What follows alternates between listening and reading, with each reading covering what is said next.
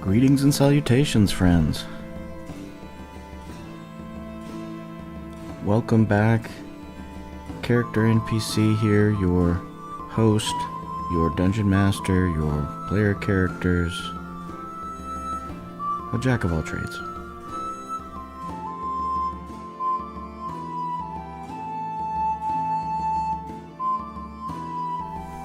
And friends, if you've been joining along, it is an exciting story so far, isn't it? Starting with the 6 characters in Elfwine, finding out there's a need for someone to go collect the golden receptacle of the Church of St. Cuthbert in Elfwine. We don't know really behind the scenes, but I think it just makes sense that it's been traveling upriver, being delivered, blessed as it is. And it's reached Aratar, but it needs someone to guide it to its final destination. So we've been out traveling. We're stormed in. Couldn't leave town for a while. Roads are still muddy, but we've done it.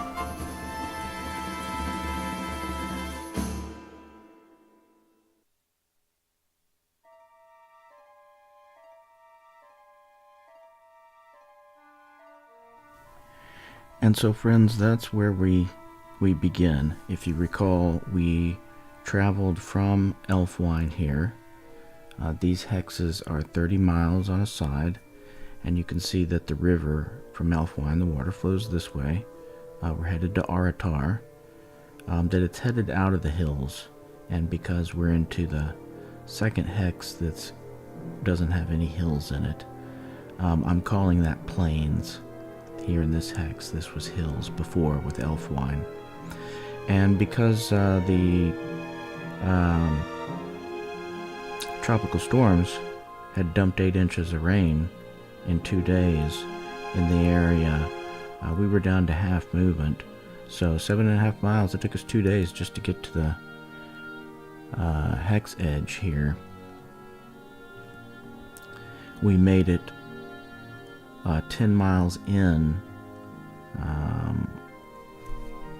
the following day, the day of the 9th, when we decided to camp. Everything going pretty well. The skies were clear and we had the sun at our backs the whole day.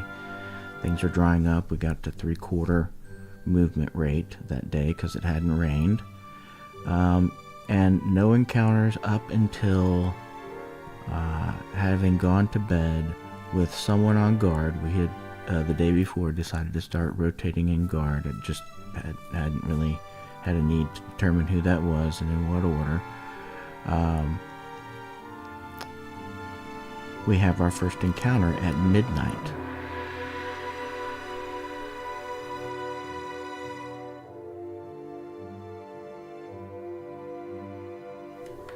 So friends, we really haven't even gotten past day 9 yet because we have to complete this encounter.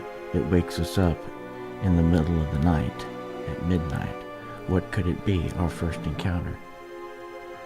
And how encounters are determined here, I copied this instead of flipping in and out of the Dungeon Master's Guide on page, what is it?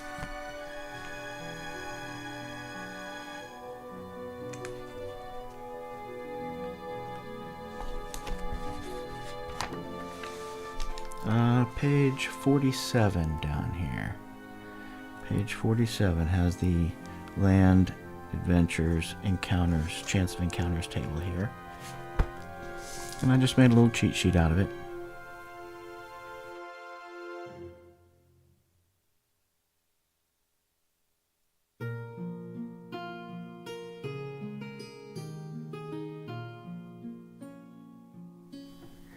And so that's the main part of this stream, is going to be dealing with this encounter, and there's going to need to be some Dungeon Master roll prep that has to get done at this point, because what would normally transpire is, let's say, as the DM, you would either be having an adventure already written out and you knew what was going to happen and you could just continue on with it because things were prepped, or you could be doing what we're doing, rolling things up more randomly for random encounters. That's a very acceptable way to go. Even tournaments these days are kind of off the cuff kind of thing, but have some guidance to them. That's the essence of it, and we're going to try to do rules as written,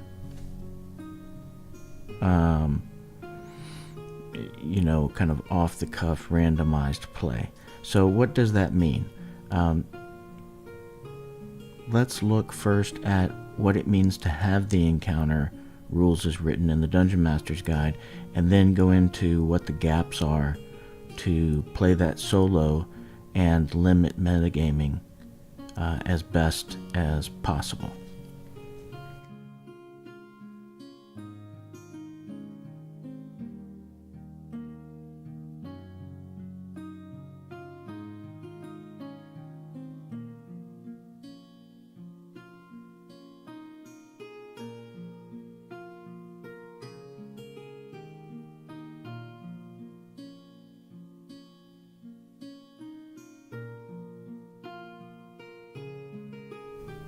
Okay, so what we're looking at here is the list of encounters.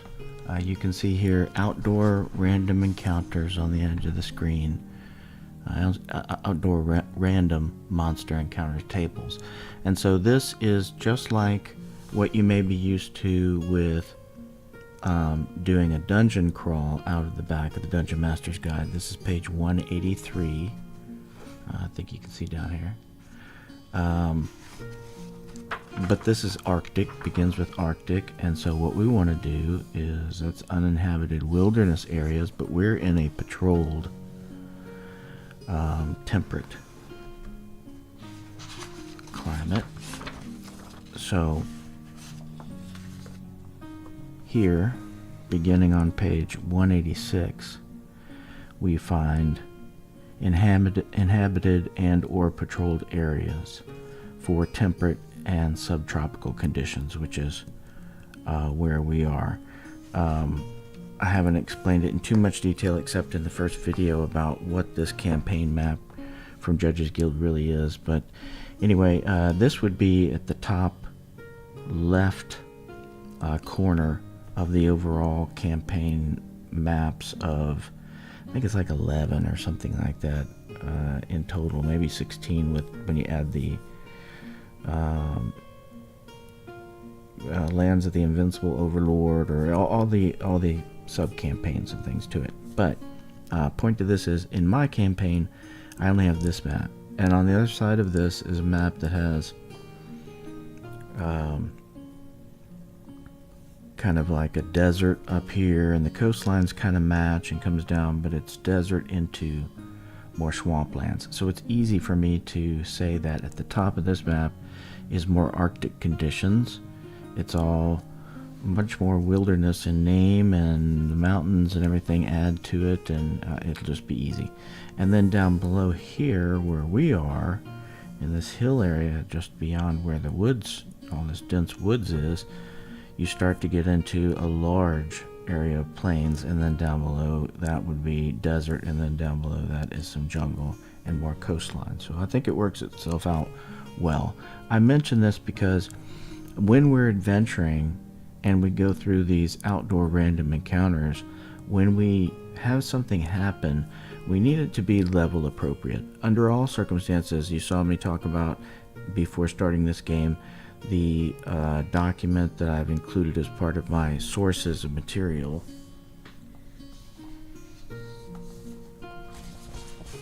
This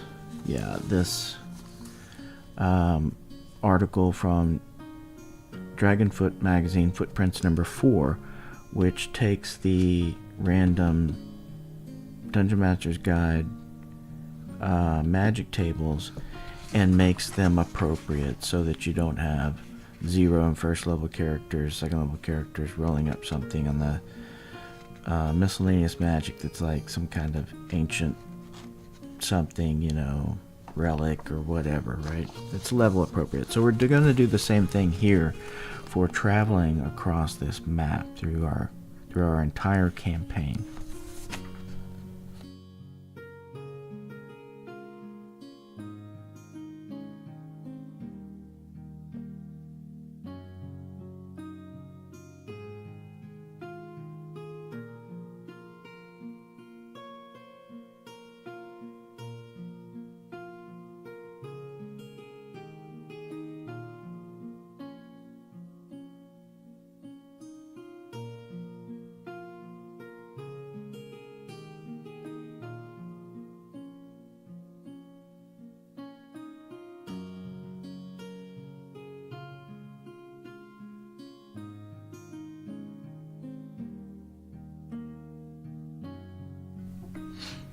Okay, so let's recap when things happen. Actually, I wrote this down so I didn't forget a lot of it. Basically, we're going to be dealing with random encounters. When they happen, what are they? What's in the encounter, and where does it happen? And then talking about level appropriate, I'm already discussing that. And then we want to limit the metagaming, try to make it simple. And of course my rule 1, less is more. Anything else refer to rule, step 2 is refer to back to rule 1.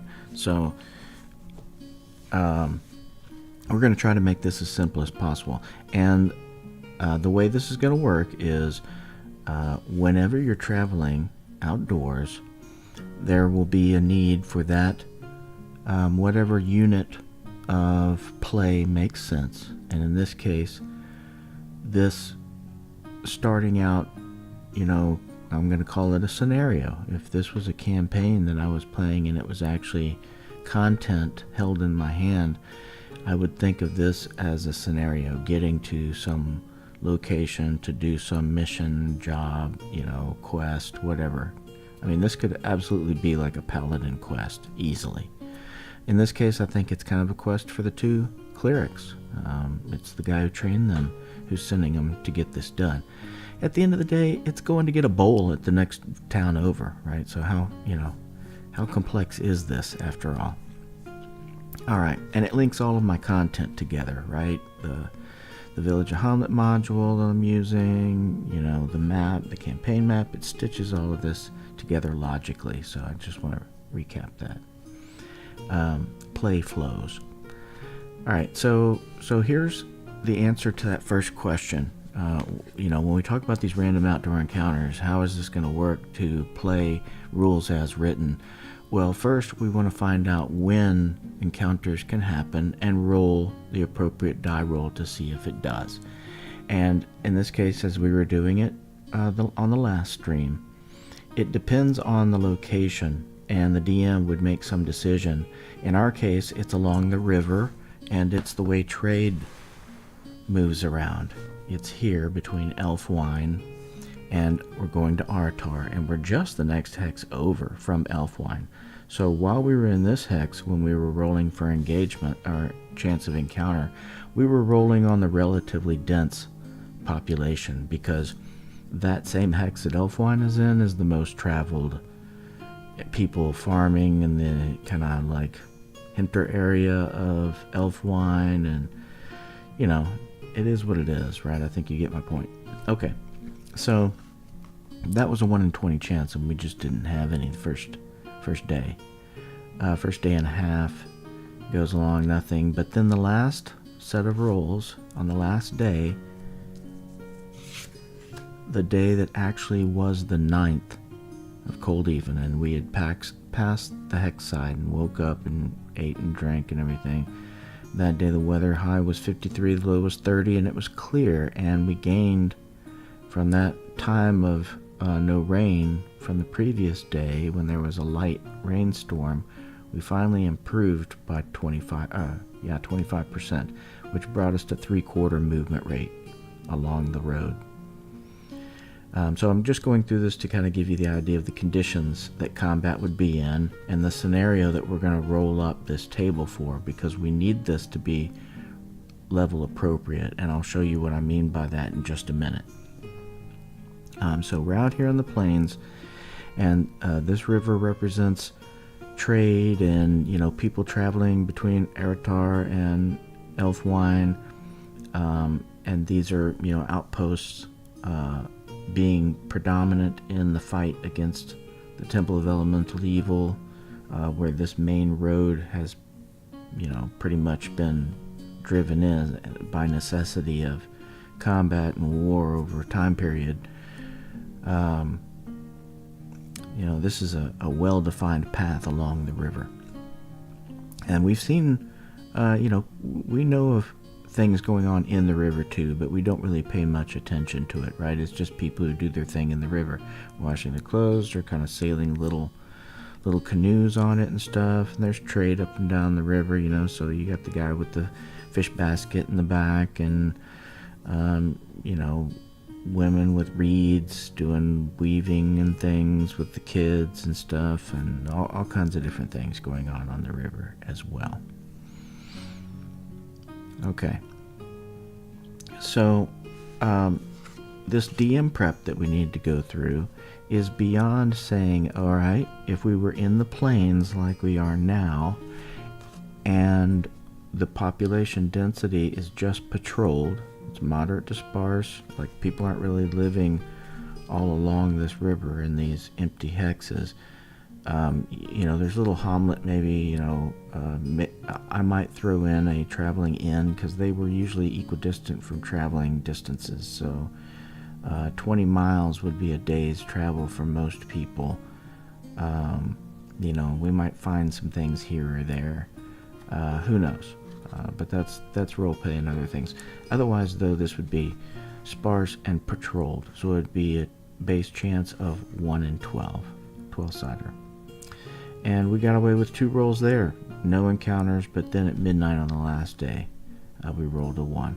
And for plains, it was morning, evening, and midnight. And it was the midnight roll that's happening. So it's interrupting our sleep versus if it was just maybe night or evening. Some of these other terrain types occurrences happen more often, like in the forest. Look at that. You roll every few hours in the forest, something's happening. Yeah, the scrub's only slightly worse than the forest, but the forest looks most deadly. Let's not travel through the forest now that I look at this. The ranger would tell us that, right? Right? You would tell us that, wouldn't you, Asher? All right. I digress. Okay, so now let me explain by making a few rolls here and seeing what we would encounter if we were just using the chart as is. Okay, it's 100. It's 1 to 100, and you know, over here we've got everything from Onkeg, you know, beetles, which are huge and deadly, just devastating. Stag beetles, wild boars can be deadly.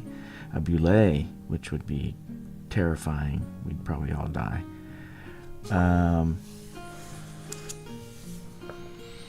Elf ghasts. Ghast go. Oh no. They're not on the plane. A hill giant. A hill giant on a 13. Gnolls. Good God. Groaning spirit. Groaning spirit on a 19. I think they're like 8 hit dice and have a 0 armor class. Devastating. Yeah, Manticore.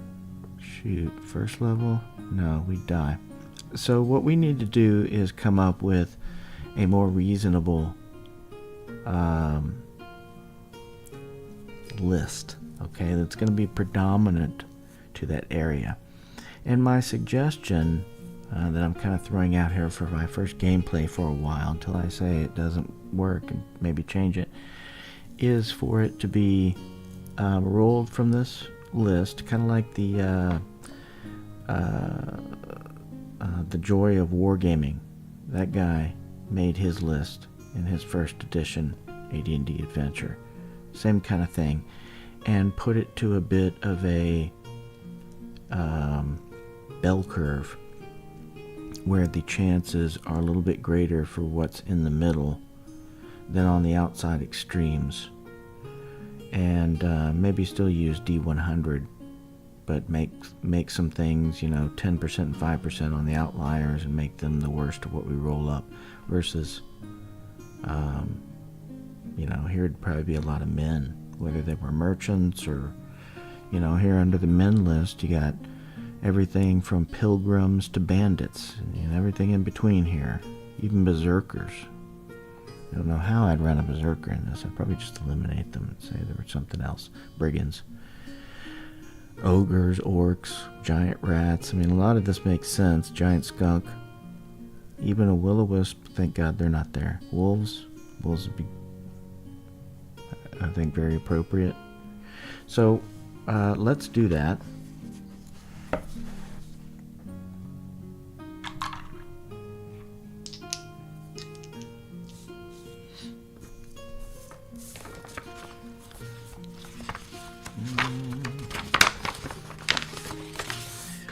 Crinkle paper. I'm just going to start it out by jotting these things down, and we'll see where we come out. Okay. And I guess what I'll do is maybe, I don't know, roll 10. We'll see. We'll see what makes sense, and we'll kind of keep with the theme. Oh, right off the bat. I don't know if you could see that. 100. Oh, that's wolf. Okay. Good. Wolves. But see, I had to get 93 to 100 for it to be a wolf. I think it's not unlikely that it's going to be wolves almost always.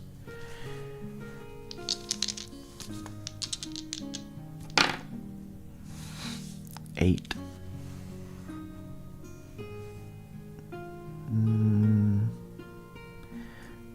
Wild boar, 8 to 10.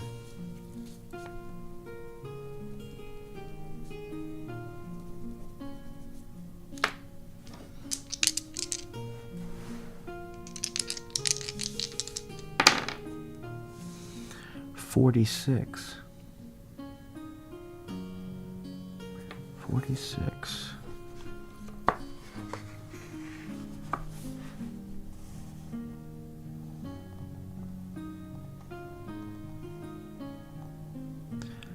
Merchant.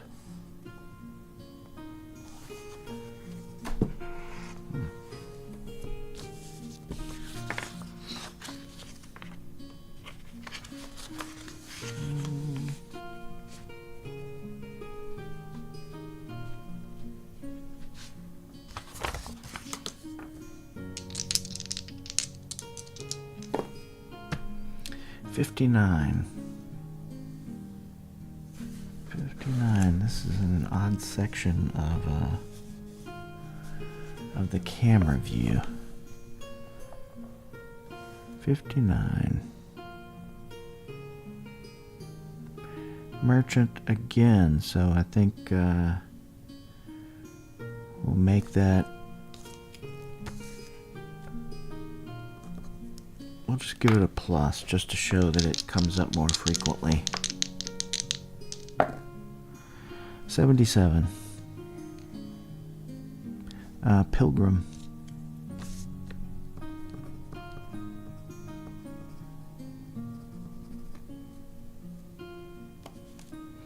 Maybe it wouldn't be so bad to roll in these tables. 14. 14. Oh, there we go. See, gnolls. 1,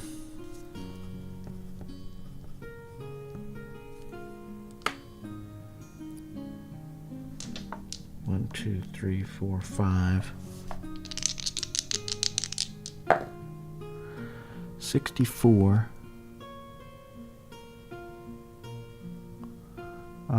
Merchant again.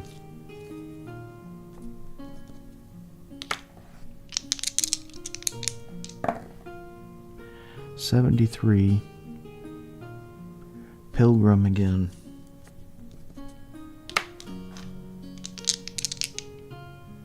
One, two, three, 4, 6, 7, 8. Two more. 71. Pilgrim again.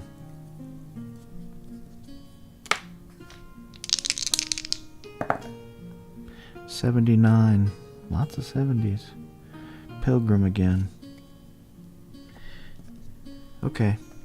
So mainly pilgrims, merchants, some wild boars, wolves, and gnolls.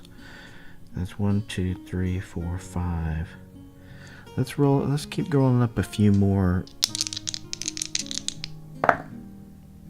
5. Giant ant.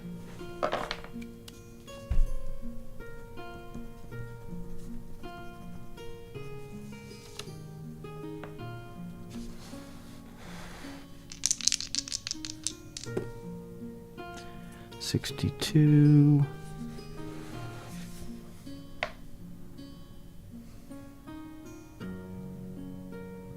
Looks like it's a merchant again.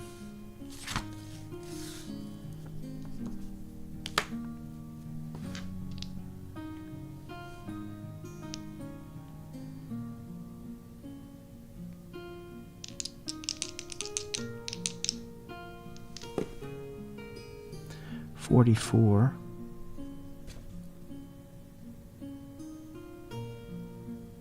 Merchant again. Okay, I think I'm proving to myself that I have nothing that I should really be complaining about. And these things that do come up, I better just deal with it. And we're going to see how this goes. I'm just really dreadfully afraid that one die roll and we're going to end up with a vampire. You know, a vampire is possible if you roll a 92. And I just don't want to come up against a vampire. I just don't think that's...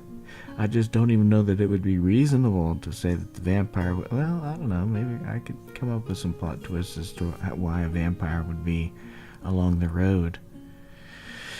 I don't know, friends. It's going to be difficult.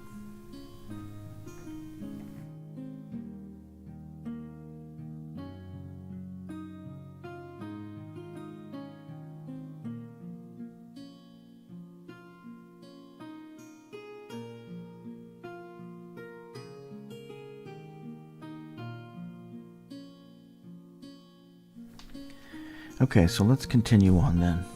So that was when does a random encounter occur? We roll based on population and such and time of day. And we covered what is from the chart, and we're just going to try it, doing it straight from the chart. And then comes...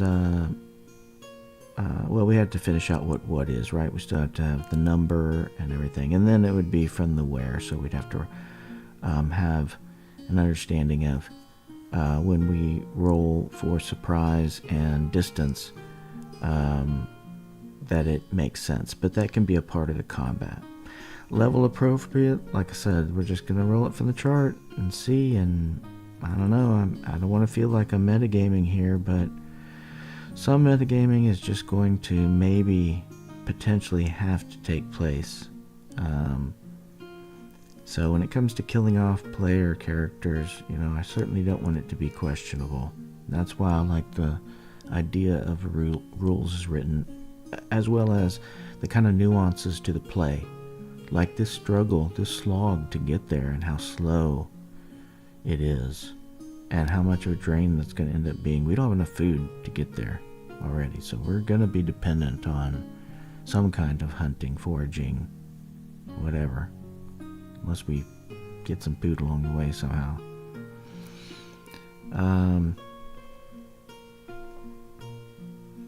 So yeah, I think we're just going to keep it simple. Follow rule 1. What is rule 1? Less is more. Anything else, refer to rule 1. And we're just going to continue on here.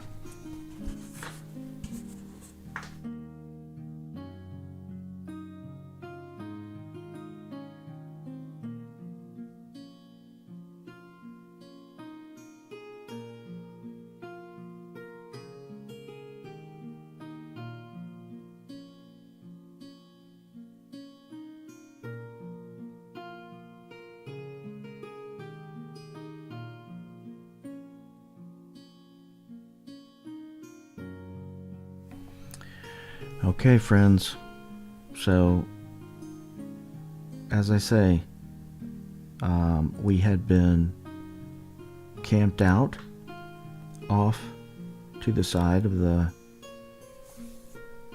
path 10 miles into Hex. I think that's 1343. I did want to start documenting what Hex is, but by golly, I can't see it. I need like a magnifying glass.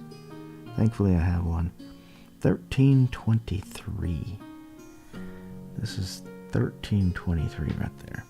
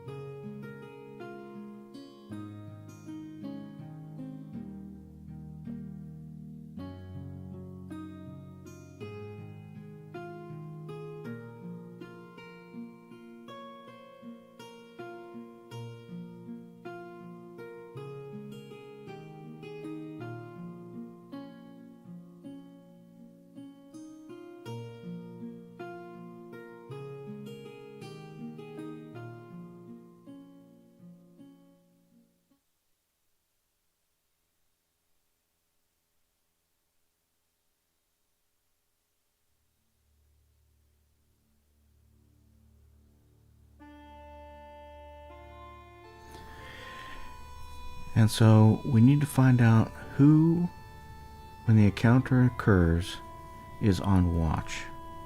Because although I had said the day before that we should, we started getting used to having somebody stay up on watch, I didn't exactly say whose watch that was.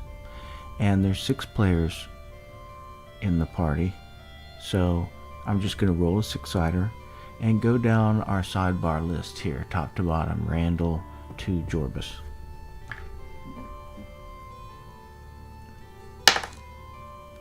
So, Asher Wildwood, our ranger, aha, not easily surprised.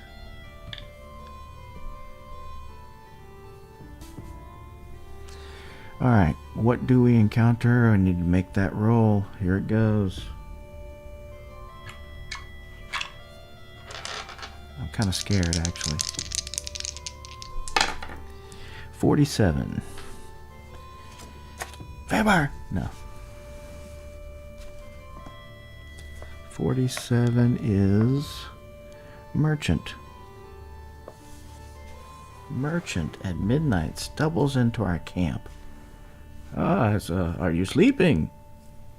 This fire looks nice and warm. Do you have any food?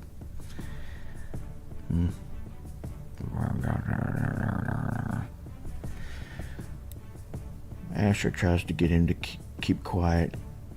Offers him a little crumple of dried rations and a swig of water. Sends him on his way.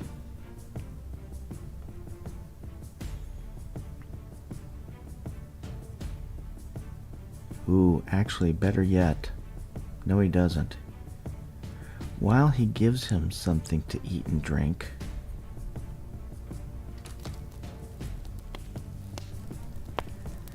sitting around the fire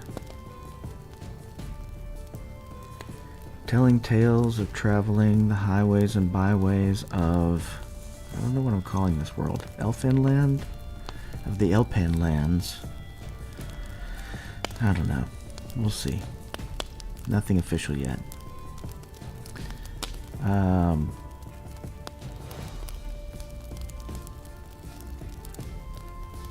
He's going to try to get a rumor. That's what I was thinking of and couldn't remember. Here's our opportunity. This is the village or smaller, so 1 die 4. And if you haven't seen this, I'll just explain because I've been talking about playing kind of rules as written. What this is one of the gaps in playing solo first edition Advanced Dungeons and Dragons. There's reaction tables, which I've taken for this and translated in the spirit of the game in how to roll for rumors. And basically it determines, are there some rumors, and there will never be any more than 4, and that would be in a city. This is in a day. Or maybe a couple days, depending on how rampant it gets. And then you would roll on the reaction table, and then I've changed the names. I didn't change, if you look at the percentages on the reaction table, I've stuck with the negatives, the middle ground, and the high ends. So nothing's really changed. It's just the verbiage as written from the reaction table. And then if you get something from them, then there of course have to be a distance determined, and it has some rules here for how to determine where it's talked about.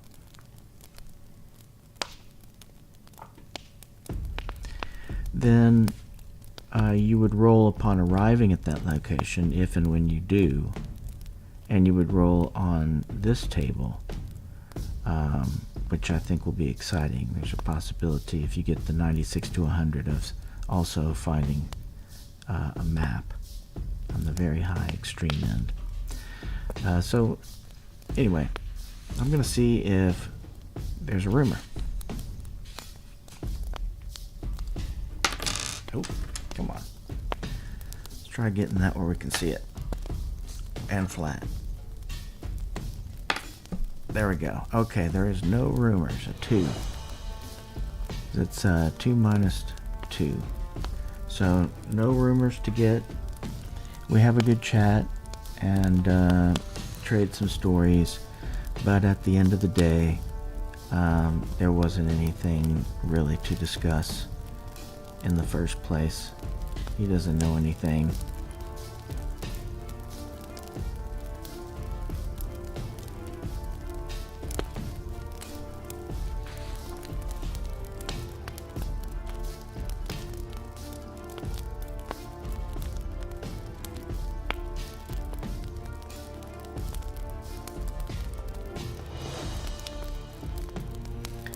And with everyone still asleep and the merchant moving on, everyone has a good night's rest. Asher as well, having only taken his watch and everything okay. So we get up in the morning and have a little bit to eat, and this will make it Moon Day, the 10th of Coldeven.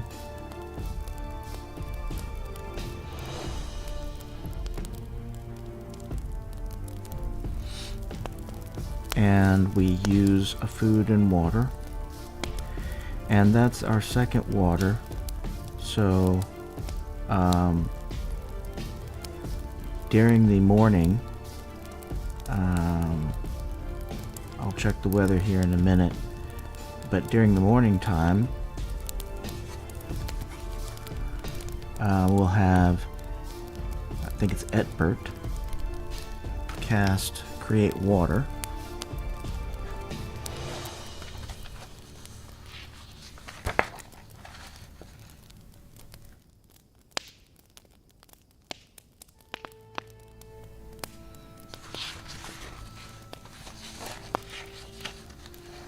Yes, Aetbert is going to cast Create Water, which only requires a drop or two of water to do. So he has asked everybody to take their empty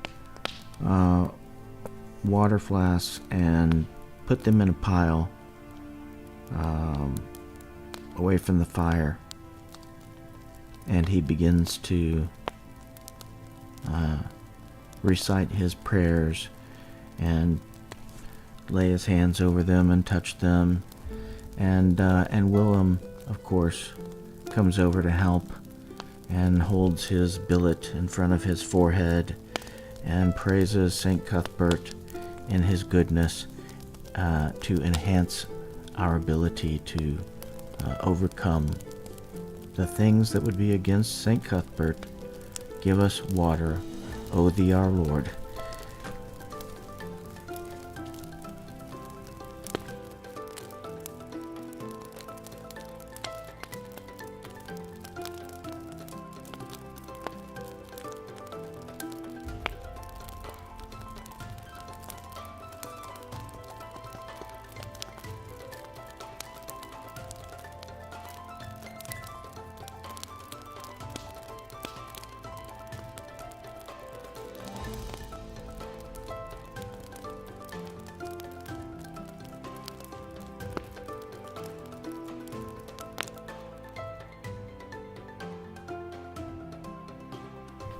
And so that brings us to weather. We need to check the weather now.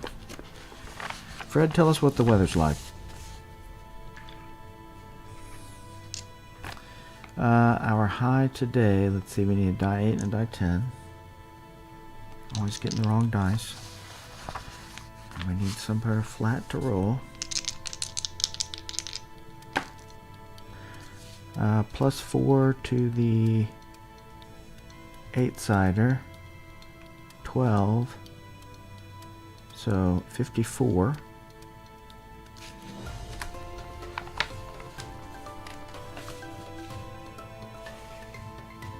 Uh, 54 is the high, and 10 plus 4, 5, so 37 is the low. And it was clear the day before. Let's hope it stays clear.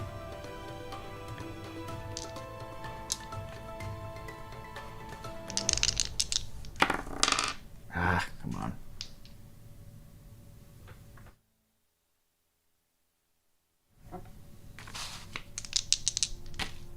There we go. 52. 52 is partly cloudy.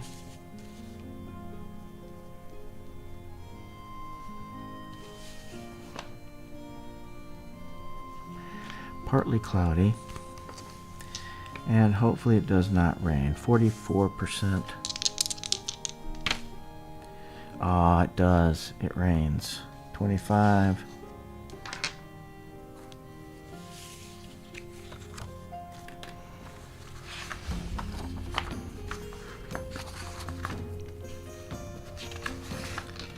We're in the plains and there's no adjustments. Don't know that you can actually see that, but the planes have no adjustments to the conditions. So it's really just this rule here.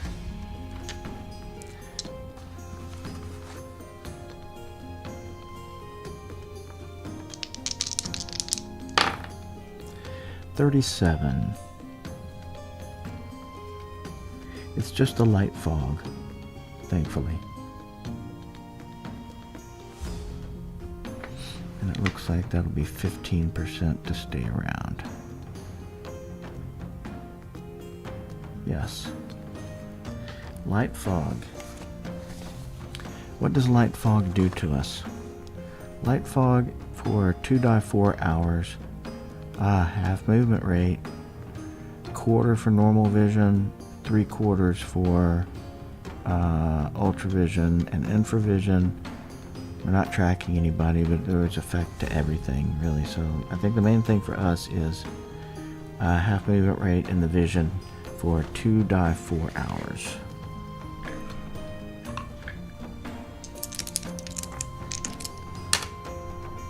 5 hours.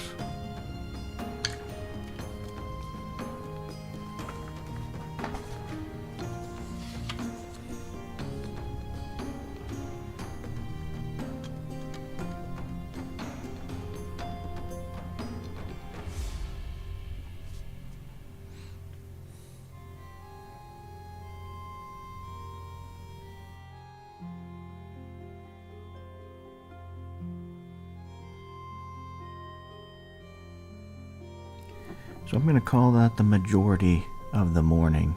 It's only, like I said, it's not a very high chance for it to continue, but I guess I could go ahead and write that down. Let's confirm again.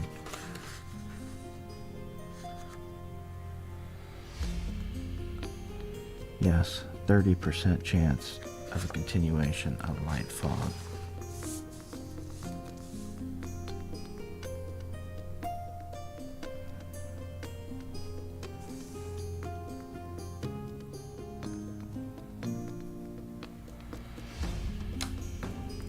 Okay, so that brings us to movement.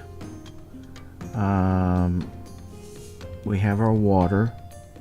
The clerics finish the spell, and it easily fills our canteens, our flasks, our water skins. And we're ready to move now at half movement rate, 7.5 miles again. We're trudging along here, sadly, but at least the ground is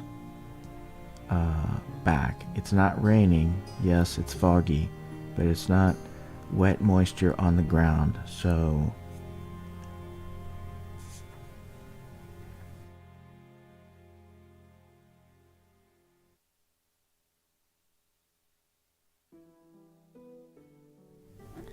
that gives us an opportunity to move our movement rate, outdoor travel, up to full.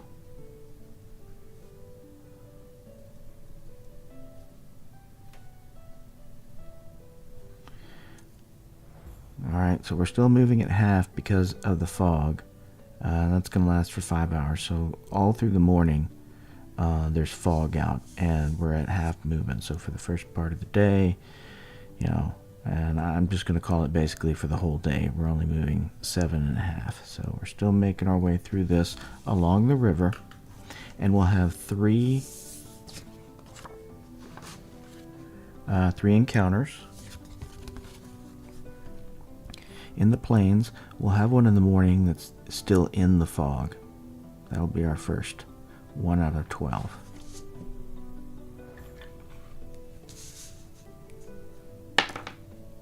A 9. Nope. Nothing. And we continue to make our way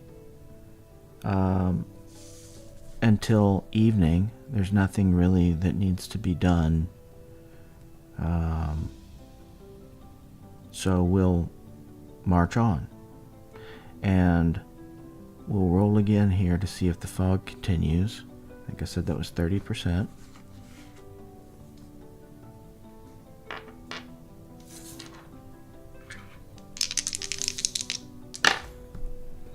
It does not. Okay, so for the rest of the day, we just have partly cloudy skies. The fog lifts. We would be basically back to our full movement, but I'm going to call it 7.5 for the whole day. So we get to our evening, and the sun is starting to get low in the horizon, and so we decide to veer off a little bit. We're still in the middle of this hex, basically where this kind of dip is right here. So we'll come off the beaten path and camp again. Find a nice spot to camp.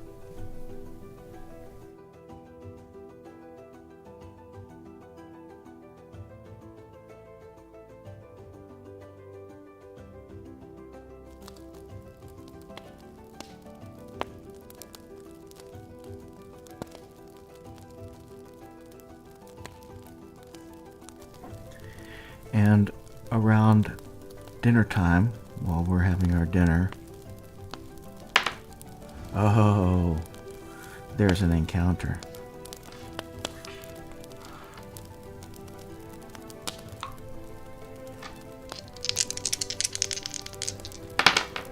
And it is, oh, you couldn't see that, could you? It's 20 or 82.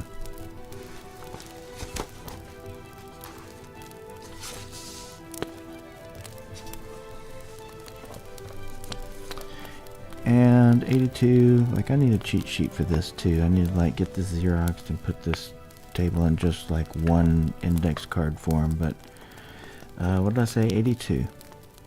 82 is an ogre. Oh crap. There's an ogre. Wow.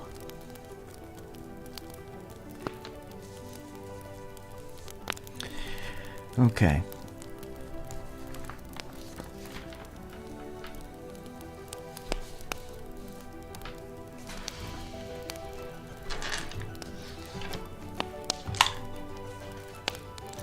The ogre, smelling our dinner,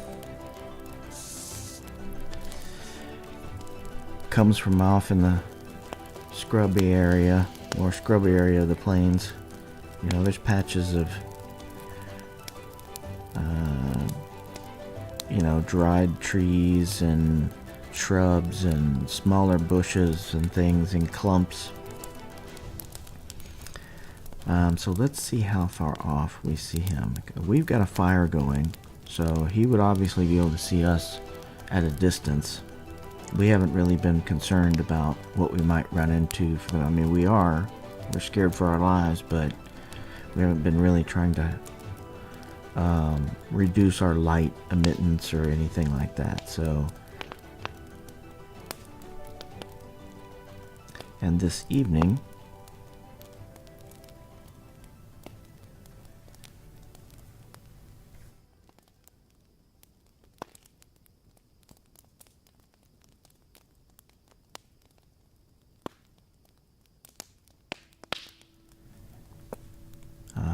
let's see.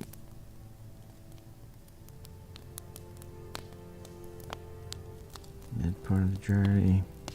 Yeah, it doesn't really matter. Anyway, this isn't part of our sleep pattern. It's in the evening. Let's look at ogre. This may be the death of us all.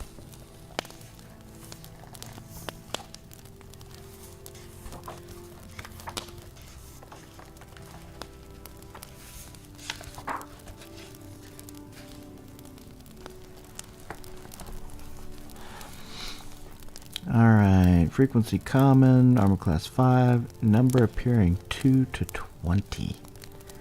I just don't think that's 2 to 20, oh my god. I don't think that makes sense. Not for us. I'm just going to say 1 ogre. Move of 9, hit dice 4 plus 1.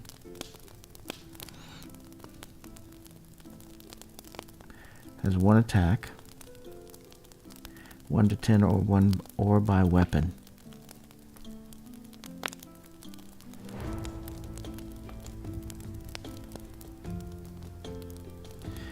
And I am going to say that he has a weapon. I'm just going to say he has a club. Has a big tree limb club.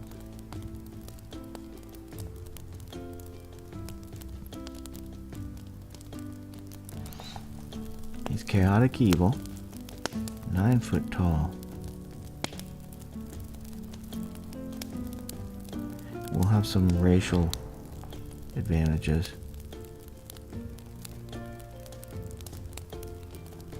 Ogres can be found in virtually any terrain, including subterranean places. They're ugly-tempered and voracious. Ogres are also fond of treasure, and they will sometimes be found serving as mercenaries in the ranks of orc tribes or evil clerics, or joining with gnolls for a profitable raid. Ogres mingle freely with the trolls and other giants, and they're at times enslaved by certain demons. Lots to read here. But we're going to start out with 1 being our first encounter, and these guys being first level. I think they're going to die anyway. So we're going to... I need to document this troll in a way that we can keep track of it during combat, and then we'll pull out the miniatures and start at it.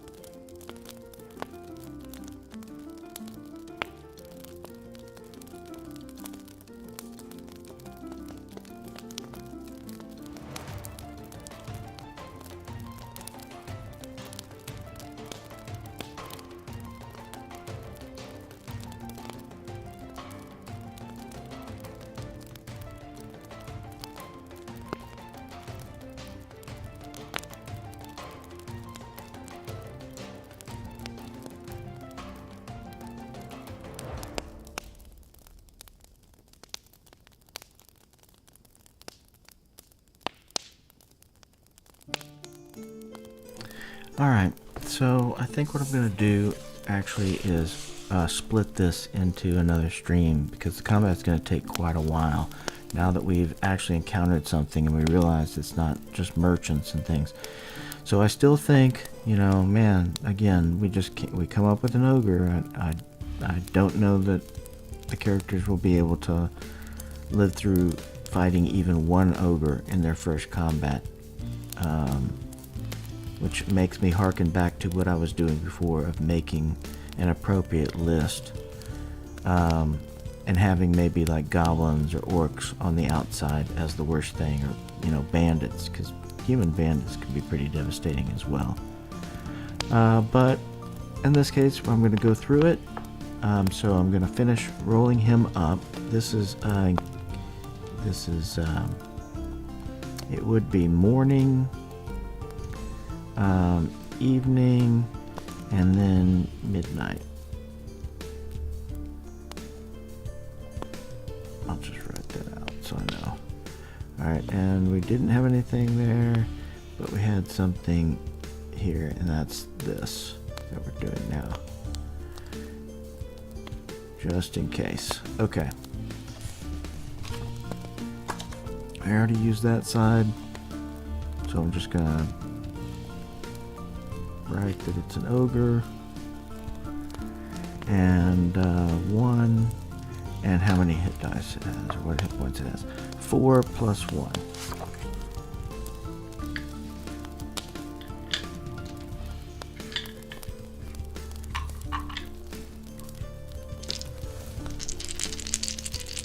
Four die plus 4, plus 1.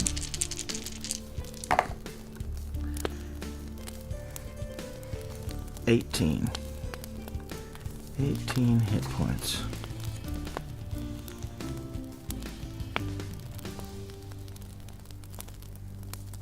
Actually, you know what? I think this is a plus 1 for each hit die. So it should be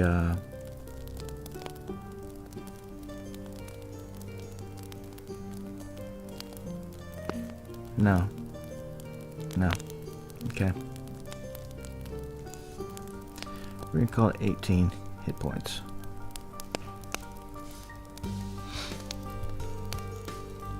And like I said, he'll have a club.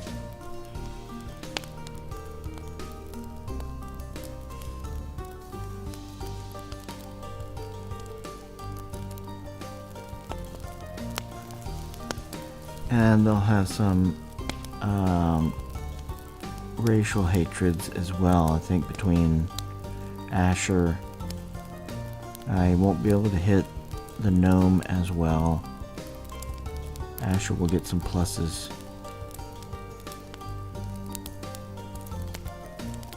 That's about it.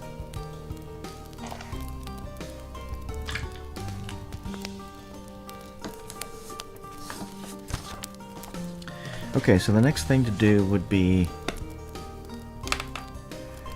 to lay out the battle space and list out, like, where is this happening?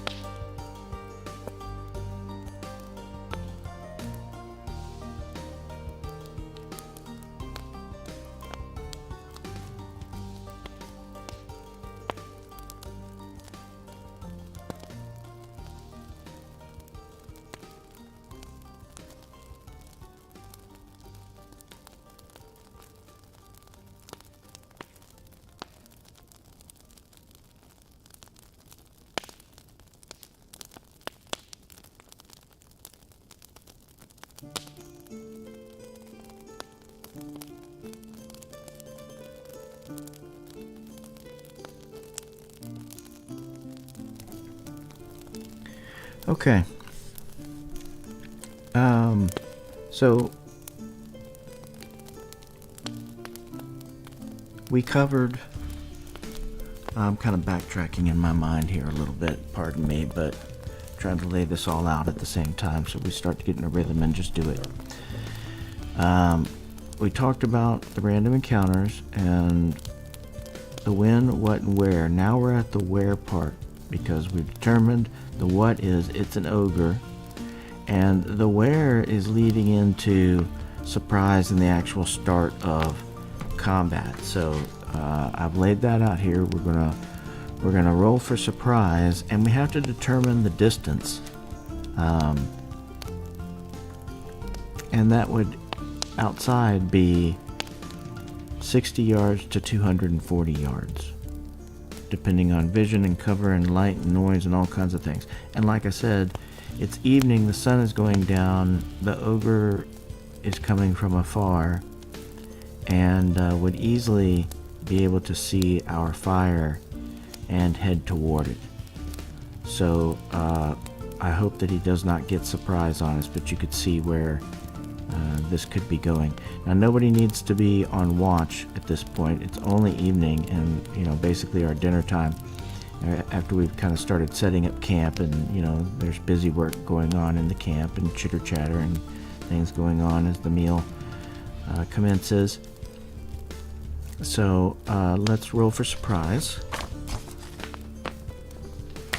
Oh wait, no, I did that wrong.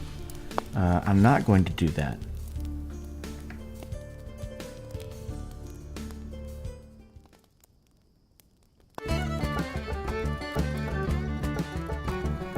No, friends, I'm sorry. I said that all wrong. What I really meant to say was I'm going to get things ready for our next episode, which will be, it looks like our first combat against an ogre, of all things. Go figure. And we'll get the miniatures out and see how this works.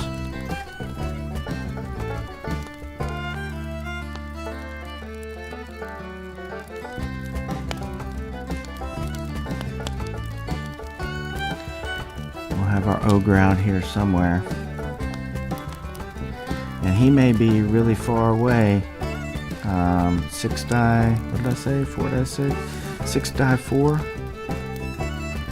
6 die 4 plus terrain. It's open, so there's no changes there.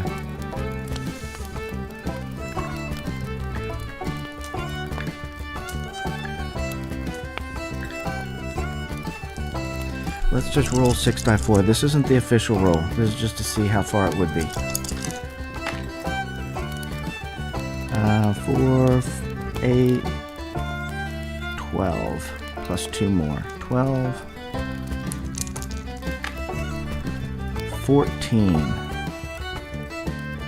14. So let's call this 10, 20, 30, 40, 50, 60, 70, 80, 90, 100, 120. He's way off here. In fact, it extends further than this mat goes. He's away from us with this roll. So he's going to be at a good distance, probably beyond short bow range, I think. This will be interesting to see how this plays out. But that is for another video. Bye-bye.